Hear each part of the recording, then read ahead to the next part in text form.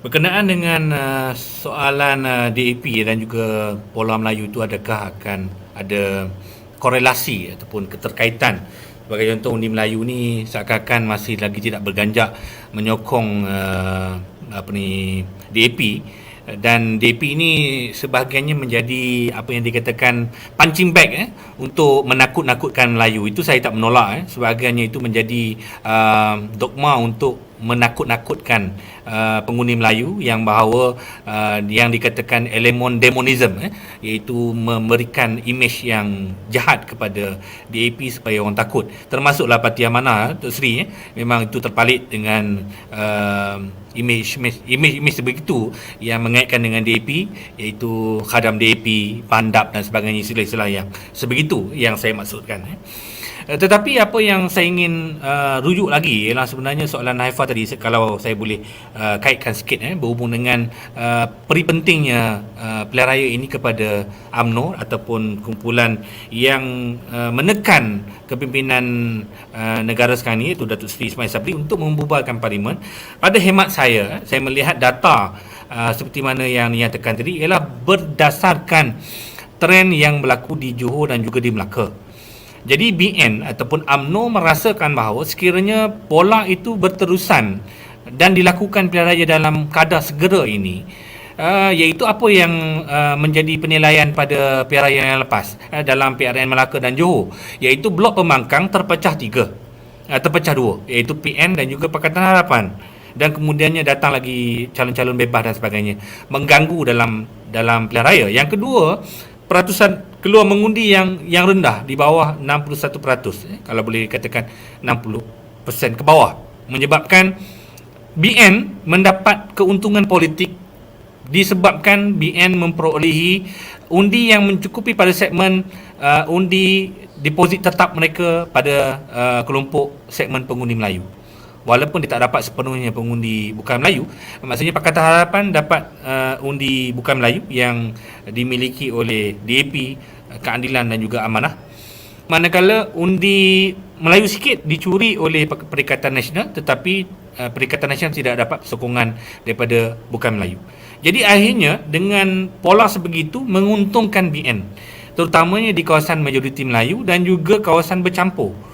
Kerana Pakatan Harapan dulu menang besar di kawasan ini, kerana undi Cina mendapat undi di peringkat shilling, peratusan sokongan undi Cina kepada Pakatan Harapan, tetapi Pakatan Harapan hilang kerana Perikatan Nasional mencuri undi sokongan mereka di kalangan pengundi yang dahulunya memberikan undi kepada PH, tetapi dibawa curi oleh Bersatu dan juga PAS.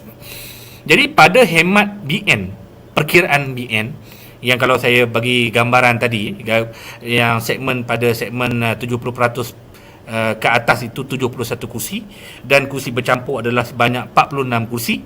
Jadi 100 lebih ini, berapa? 117 ini yang menjadi intaian bagi pihak yang ingin merebut segmen tadi yang akan menguntungkan UMNO dan Barisan Nasional. Jadi kalau saya boleh respon, setting pilihan raya umum adalah berbeza dengan setting pilihan raya negeri ataupun pilihan raya kecil. Jadi saya menganggap dengan perkembangan yang berlaku sekarang ini, senario-nya itulah mengubah setting seperti mana yang berlaku dalam PRN Melaka dan juga Johor. Kerana dalam dua PRN ini, walaupun BN menang, tetapi sebenarnya kalau disukat kepada sokongan kepada Barisan Nasional, sebenarnya UMNO dan Barisan Nasional hanya meningkat lebih kurang 1% saja sokongan daripada undi popular yang berlaku dalam dua pilihan raya negeri ini. Ini menunjukkan bahawa sebenarnya populariti BN tidak meningkat, dan saya menyangkakan dengan isu yang terkait dengan pendedahan kapal yang tak siap, LCS, kemudian lagi dengan kes yang terkena kepada ikon kebangkitan Barisan Nasional selepas kekalahan dalam PRU14, Datuk Seri Najib, yang kini berdepan dengan hukuman penjara, dan Datin Seri Rosmah seperti mana yang Datuk Seri Mujahid sebutkan tadi. Perkara-perkara ini dia akan menghakis lagi sokongan. Saya tidak nampak sokongan itu akan kekal, tetapi hakisan itu tetap akan berlaku daripada BN, yang mana imej BN ini mengekalkan imej korupsi dan juga salah guna dana awam ini masih kekal dalam pemikiran pengundi dan sukar untuk mereka mendapat pertambahan undi baru. Tambahan pula kalau kita tengok segmen undi 18 dan juga pengundi automatik ini adalah rebutan, tetapi untuk BN melihat mereka berjaya merebut, pada hemat saya masih lagi sukar untuk BN kalau mereka masih lagi berada dalam isu-isu yang terkait dengan kepimpinan mereka.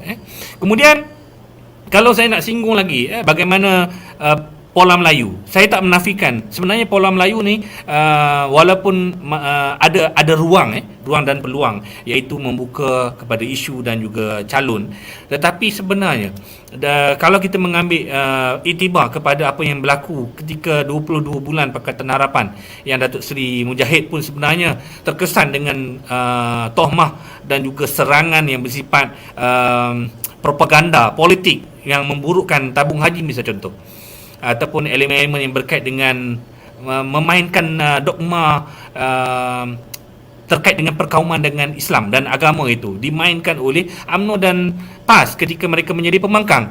Sebenarnya elemen itu pada segmen dan juga psiki orang Melayu, cara orang Melayu ini dia mudah spark, dia mudah menyala.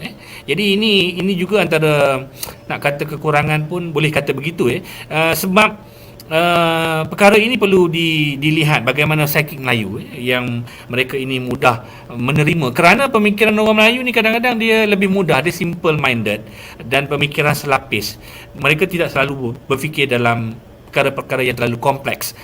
Sebagai contoh, kalau naratif yang nak disampaikan ataupun mesej yang nak disampaikan oleh Pakatan Harapan ataupun Blok Pembangkang dalam satu-satu isu, perlu olah dalam bahasa yang mudah untuk sampai ke dalam laras pemikiran orang Melayu. Saya ambil contoh, ketika isu 1MDB baru bermula, dan memang kalau Datuk Seri Anwar Ibrahim nak claim kredit, memang ia disebut di Parlimen. Tetapi adakah perkara itu mendapat perhatian pada segmen pengundi Melayu? Tidak. Isu ini dibangkitkan, diperjuangkan oleh pimpinan Pakatan Harapan. Malah masa itu tokoh-tokoh yang mendedahkan, Tony Pua yang bercakap tentang ni, Datuk Seri Anwar Ibrahim yang bercakap tentang 1MDB, tetapi tidak menangkap imajinasi pengundi Melayu.